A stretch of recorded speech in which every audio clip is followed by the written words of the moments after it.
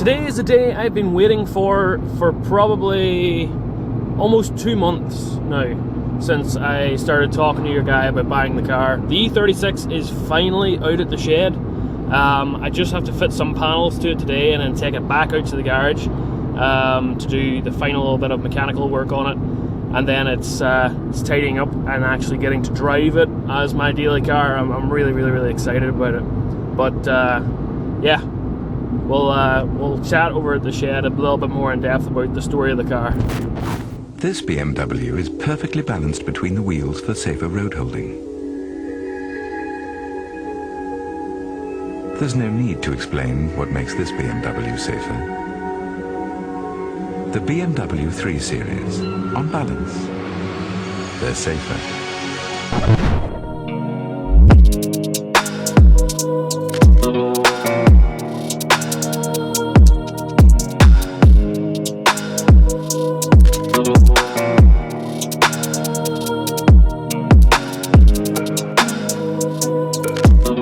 This is it. Say hello to Calypso on account of the colour. My first ever BMW, my first ever like cool car. No offense to the 107 or the 406, but this one it's special, it's nice. A little bit of specs on it. It is the M43 B16, so it's the 316 version of the car, which was the smallest engine. It's the standard edition. It's the lowest of the low. I got it for £1,000, and yeah, it shows. It is a super comfortable car, I have to say. I am getting used to it, you know, having different gauges and shit, because the 107 just has your speedometer and that's it. So seeing your engine temp, there's a mile per gallon thing as well. Yeah, it's really weird.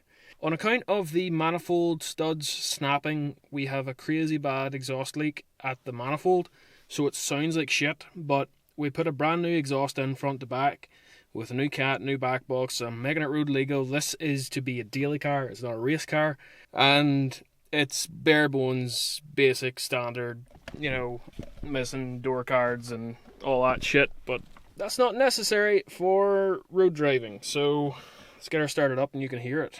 I think the throttle body needs cleaned out as well, because she sat for 4 years, so yeah, she doesn't really idle.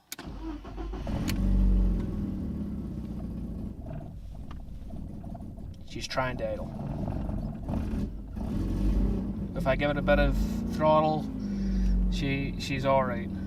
Mad exhaust leak. Let's get her off of the ramps.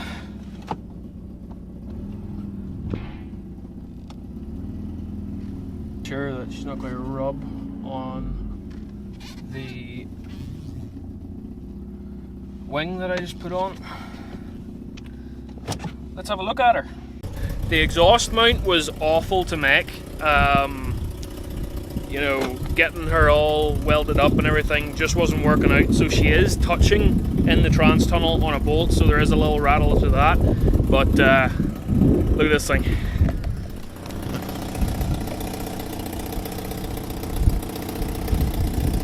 It's so nice.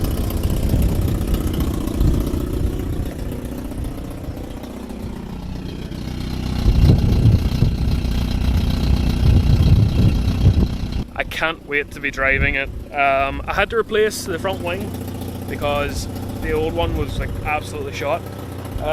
Someone did an angel eye conversion on it, which is growing on me. It was never really my thing. I wasn't ever really fond of it, but it's getting there, it's getting there. I'm also pretty certain that this is an M-style wheel, so someone changed over the wheel to be the M-style one, or the 325 or something, because I'm pretty sure this isn't the standard wheel. They also put the shifter knob with the M badge on, which I'm completely against. If it's not an M, you shouldn't have an M badge on it. Also upgraded brakes in the front to 325/328 calipers. I didn't do it.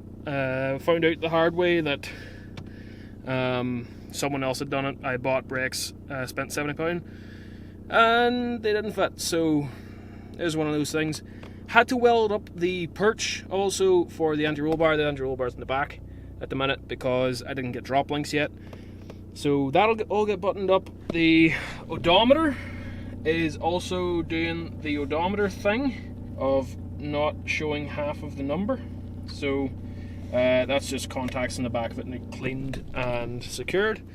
But it's all a work in progress. I'm hoping to be driving it this time 2 weeks, roughly.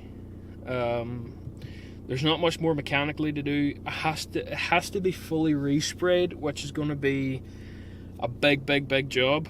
I'm going to attempt it, but it's one of those things. You know, just have to figure it out. For all the size of the engine, it does sound kind of nice.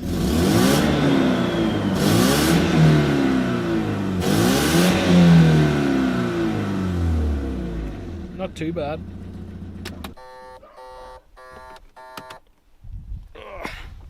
Don't know what the fuck that noise was. There is definitely a smell of clutch, which I really don't want to have to change. It's a type of job that, because it's a 30-year-old car, I will happily pay someone else to be under it to do that. I've done far too much work on it on these small ramps, and I'm content that I've done enough. I might have went on ahead and also installed a short shifter, just from Gravity Performance, I think it is. Kit was great, except it came with this little spring jobby. Didn't fit, so I had to use the factory one, which I had partially snapped. So that will be on the cards for fixing. But yeah, good car. Just look at that. E36 was one of the cars that I wanted since I was a kid. I played it in all the video games. It was always the 328 or the M3 that I was always in love with, but a 316 gets me in the door. I could swap the engines afterwards.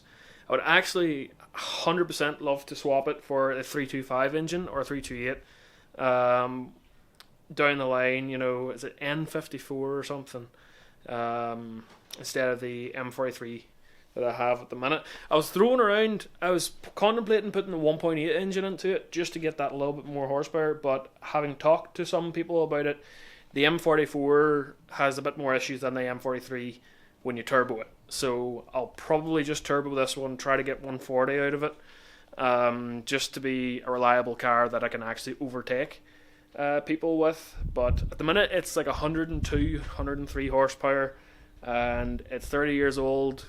Spark plugs haven't been changed, injectors haven't been cleaned, the throttle body needs cleaned out.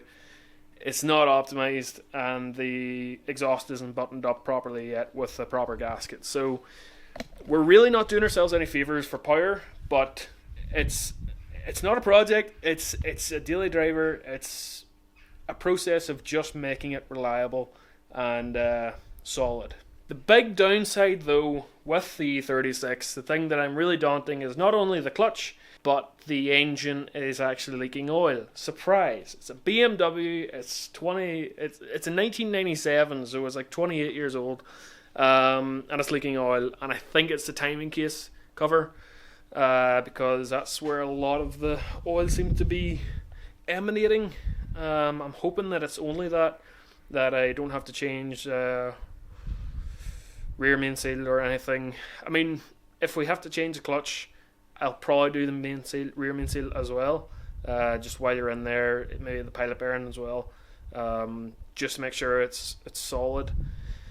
But yeah, if any of you know anything about E36s, any advice you could give, please do comment it below. I'm absolutely wet behind the ears behind these things. I have no idea about any of the nuances to the platform. I know that I want to get some wheels and coilovers and such for it, but I only want to do that once the engine's upgraded. I may or may not have also gotten drunk at the Drift Games Bash and bought a wing for this car. With stock aero and stock ride height and stock wheels, I think it's going to look funny. That's roughly the way she'll be sitting. You know, I won't be keeping it black. I will be painting it the same colour as the car. But a hefty drunken purchase, I have to say. Between this and the next video, the plan is to get her mechanically checked. Again, we're going to take it over to the lift this evening, go under it again, make sure it's all done. Possibly spray underneath the arms, stone chip, just update it a little bit. I did all the welding that it needed in that perch and everything, so that's that done. The wings on, they just need to be adjusted and painted. The car needs painted. Going to be absolutely flat out for a little while with this, and the 406 and the motorbike as well needs the MOT. Yeah, it's a process having 4 vehicles to work on at the same time, but hey, we're here for it.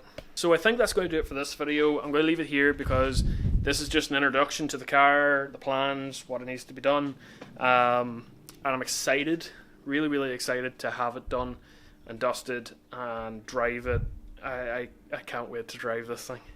Nothing against the 107 that's in the back. She's just run her course. I need something different, and there's less miles on this car than there is the 14-year-old car, which is a bit mad. Thank you very much for watching, and I'll see you next week.